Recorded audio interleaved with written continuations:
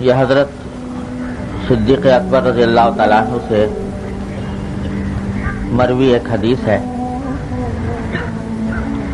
کہ حضور اقدس نبی کریم صلی اللہ علیہ وسلم نے ارشاد فرمایا کہ ما اصر من استغفر وان عاد فی اليوم 70 مرہ، کہ جو شخص استغفار کرتا رہے، اللہ تعالیٰ سے اپنے گناہوں کی معافی مانگتا رہے، وہ چاہے دن میں 70 مرتبہ اس نے گناہ کیا ہو، لیکن وہ ان لوگوں میں شمار نہیں ہوگا جن کو گناہ پر اصرار کرنے والا کہا جائے۔ تفصیل اس کی یہ ہے کہ ایک جگہ قرآن کریم میں اللہ جل جلالہ نے ارشاد فرمایا ہے اپنے نیک بندوں کا ذکر کرتے ہوئے، اپنے ان بندوں کا جو اللہ تبارک و تعالیٰ کے ہاں مقبول ہیں، ان کا ذکر کرتے ہوئے فرمایا والذین اذا فعلوا فاحشۃ او ظلموا انفسهم ذکروا اللہ فاستغفروا لذنوبهم ولم يصروا على ما فعلوا وهم يعلمون، کہ یہ وہ لوگ ہیں کہ اگر کبھی ان سے کوئی بے حیائی کا کام ہو جائے یا یہ اپنی جانوں پر کوئی ظلم کر بیٹھیں، یعنی کسی گناہ کا ارتکاب کر بیٹھیں، تو جب اللہ کو یاد کرتے ہیں تو اللہ کو یاد کر کے یہ اللہ تبارک و تعالی سے اپنے گناہوں کی معافی مانگتے ہیں، اور جو کچھ انہوں نے کیا یعنی جو گناہ ان سے سرزد ہوا اس پر اصرار نہیں کرتے، جان بوجھ کر اس گناہ کے اوپر اصرار نہیں کرتے، بلکہ اللہ تبارک و تعالی سے معافی مانگتے ہیں۔ تو اس آیت کریمہ میں اللہ تبارک و تعالی نے بندے کی توبہ قبول ہونے کے لیے گویا یہ ایک شرط کے طور پر بات ذکر فرمائی کہ گناہ کرنے کے بعد اس گناہ پر اصرار نہ ہو۔ اگر گناہ پر اصرار ہو تو پھر توبہ کارآمد نہیں، لیکن اگر گناہ پر اصرار نہیں ہے تو پھر اللہ تعالیٰ سے جب توبہ مانگیں گے تو اللہ تبارک و تعالیٰ قبول فرمائیں گے، گناہوں کو معاف فرما دیں گے۔ یہ تو آیت کریمہ کا ترجمہ ہے۔ اسی آیت کے حوالے سے اس حدیث میں رسول اللہ صلی اللہ علیہ وسلم نے یہ ارشاد فرمایا کہ جو شخص استغفار کرتا رہے مسلسل وہ اصرار کرنے والوں میں شمار نہیں ہوگا، چاہے دن میں 70 مرتبہ گناہ کیا ہو، لیکن وہ اصرار کرنے والوں میں شمار نہیں ہوگا، کیونکہ استغفار کر رہا ہے، اپنے اس فعل پر نادم ہے اور اللہ تبارک و تعالی سے مغفرت طلب کر رہا ہے، تو اس کو اصرار کرنے والوں میں شمار نہیں کیا جائے گا، پھر بھی اللہ تبارک و تعالی اس کی توبہ قبول فرما لے گا۔ یہ توبہ اور استغفار اللہ تبارک و تعالی نے ایک ایسا نسخہ تریاق عطا فرمایا ہے ہم سب اللہ کے بندوں کو کہ اس کی موجودگی میں شیطان کا کوئی وار کارآمد نہیں رہتا۔ ہمارے حضرت والا قدس اللہ تعالیٰ سے رہو فرمایا کرتے تھے کہ جب اللہ تبارک و تعالیٰ نے انسان کو پیدا کیا تو انسان سے بھی پہلے شیطان کو پیدا کر دیا تھا۔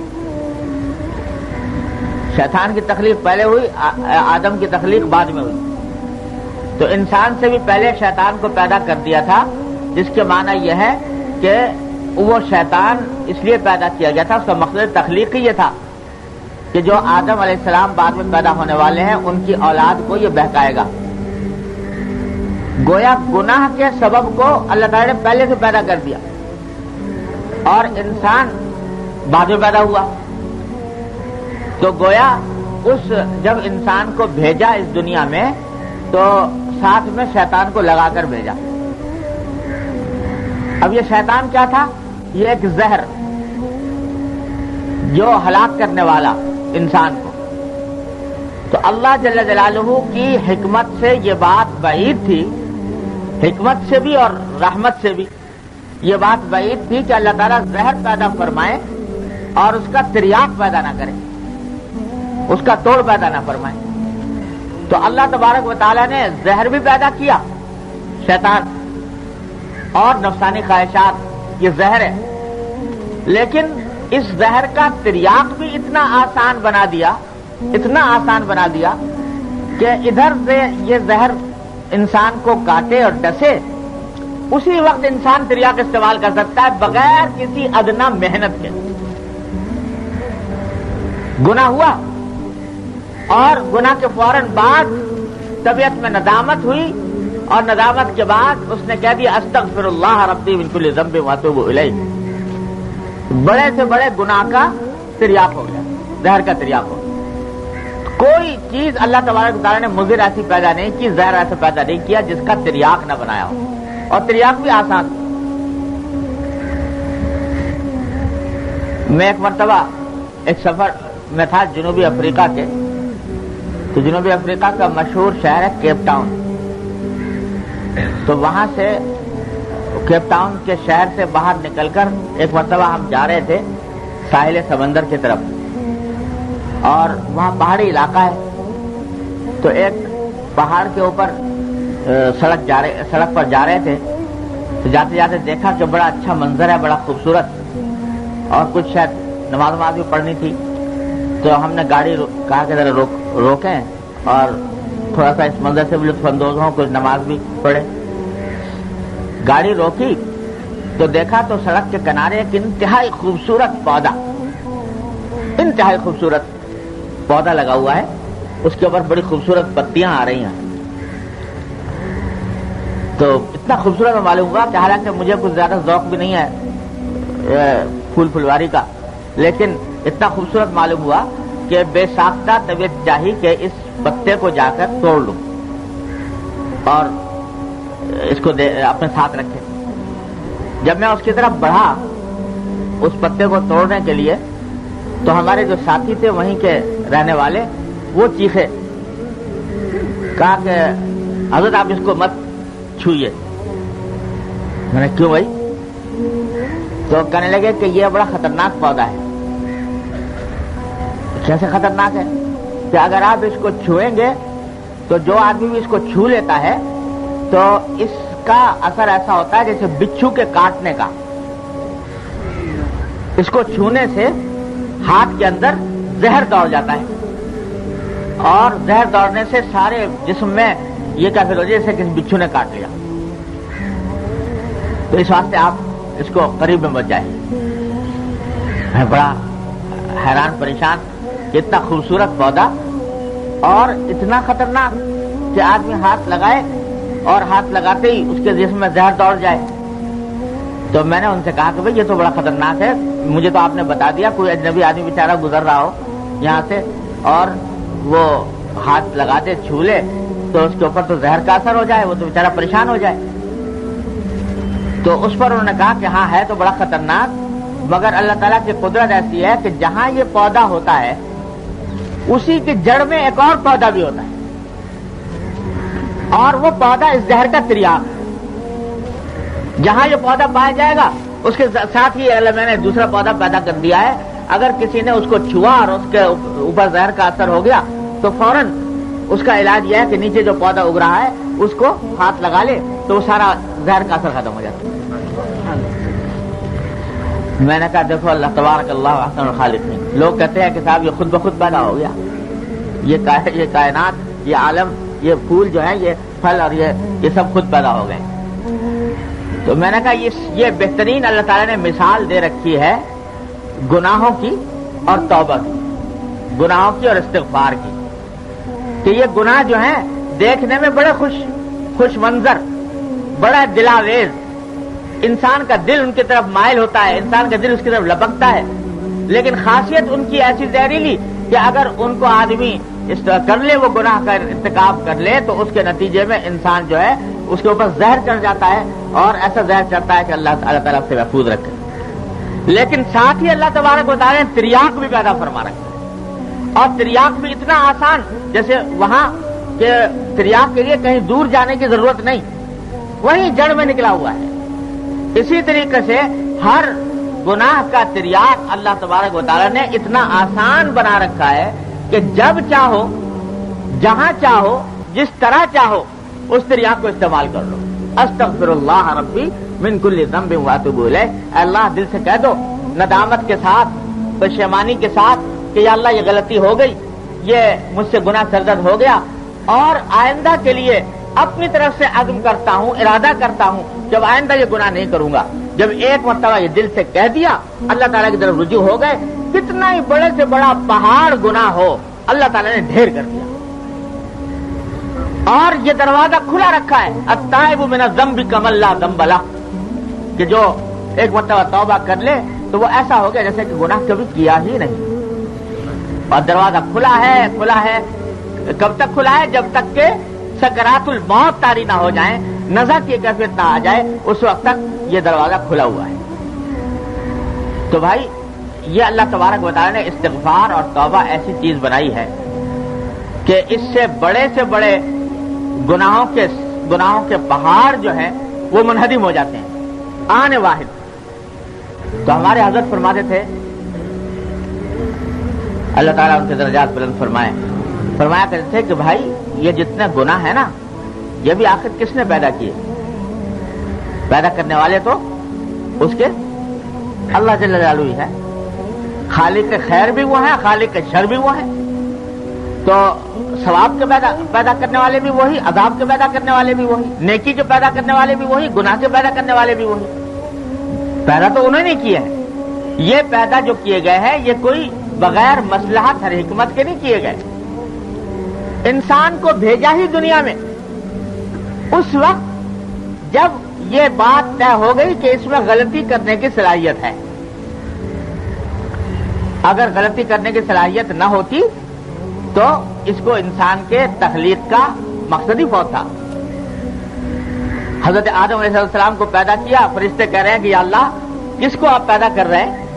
ایک ہم ہیں کہ صبح سے لے کے شام تک تسبیح میں، تقدیس میں، آپ کی حمد و ثنا میں لگے رہتے ہیں، اور ہم کبھی گناہ کر ہی نہیں سکتے، معصیت کر ہی نہیں سکتے، نافرمانی کا تصور ہی نہیں۔ اور ایک ایسی مخلوق کو آپ پیدا کر رہے ہیں کہ جس کے اندر گناہ کی صلاحیت ہے، جس کے اندر فساد کی صلاحیت ہے، دنیا میں فساد پھیلانے کی صلاحیت ہے۔ یہ مخلوق کیوں پیدا کی جا رہی ہے؟ اللہ تبارک و تعالیٰ نے جواب میں فرمایا کہ انی اعلم ما لا تعلمون، تم نہیں جانتے، میں جانتا ہوں۔ اس مخلوق کو جو میں پیدا کر رہا ہوں تو میں ہی جانتا ہوں کہ یہ مخلوق کیوں پیدا کی جا رہی ہے۔ یہ اس لیے پیدا کی جا رہی ہے کہ تمہارے اندر گناہ کی صلاحیت نہیں، تم گناہ سے بچو گے تو تمہارا کوئی کمال نہیں۔ اور یہ مخلوق جو ہم پیدا کر رہے ہیں اس کے اندر ہم نے گناہ کے سارے تقاضے ودیت کیے ہیں۔ اس میں غصہ بھی ہے، اس میں شہوت بھی ہے، اس میں خواہشات نفس بھی ہیں، اس کو بھوک بھی لگتی ہے، اس کو پیاس بھی لگتی ہے، اس کے اندر سارے بشری تقاضے پیدا ہوتے ہیں۔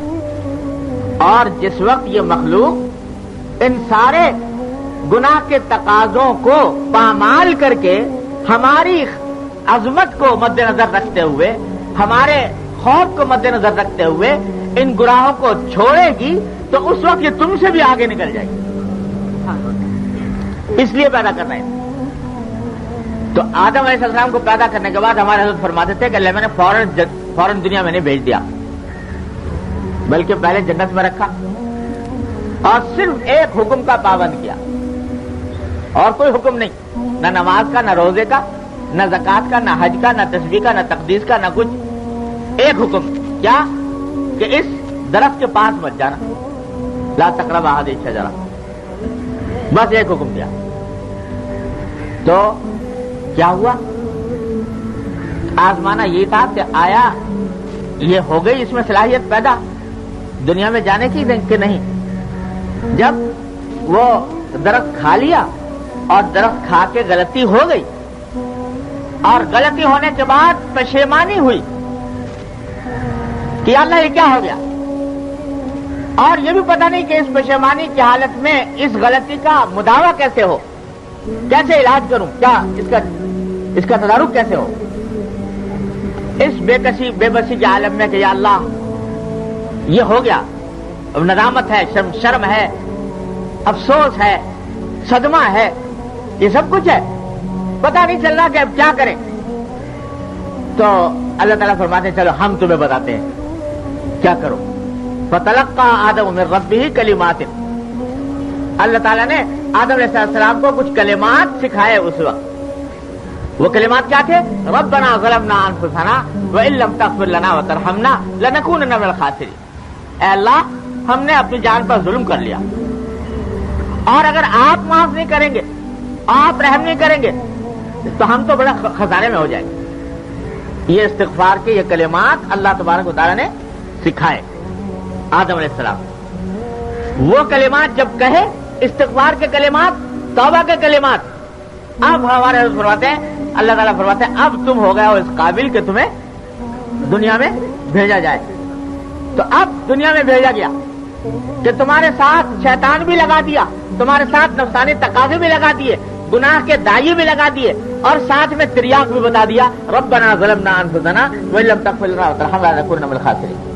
اب کہتے ہیں مسلح ہو کے جاؤ، اب تمہیں پوری طرح مسلح کر دیا گیا ہے دنیا کے اندر پیش آنے والے حالات کا مقابلہ کرنے کے لیے، اور علاج تمہیں بتا دیا، زہر بھی بتا دیا اور زہر کا تریاق بھی بتا دیا. اب جاؤ اور جا کر اپنے آپ کو اس شیطان کے اس بہکاوے سے بچانے کی کوشش کرو، کرتے رہو کرتے رہو کرتے رہو، لیکن جہاں کہیں یہ ڈس جائے تمہیں تو بس اس کا تریاق یہ ہے کہ ربنا ظلمنا انفسنا وان لم تغفر لنا وترحمنا لنكونن من الخاسرین.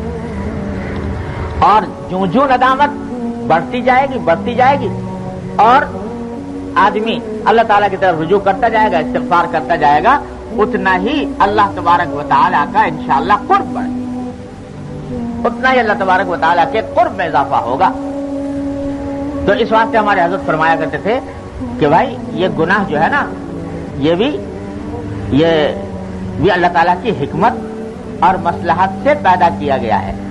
یہ اس لیے پیدا کیا گیا ہے کہ اس سے بچنے کی کوشش کر کے تم اپنے درجات بلند کرتے چلے جاؤ، اور اتنا بلند کرو ان درجات کو گناہوں سے بچنے کی کوشش کر کے، اور اگر کبھی سرزد ہو جائے تو ندامت اور استغفار کر کے کہ تمہارا شمار ہو جائے توابین میں، جس کو قرآن کریم میں توابین اور اوابین میں تمہارا شمار ہو جائے. اتنا تو یہ گناہ در حقیقت دیکھنے میں بہت خراب چیز ہے، ہے ہی خراب، لیکن اگر کوئی انسان اپنے آپ کو اس گناہ سے بچانے کی کوشش میں لگا رہے اور توبہ اور استغفار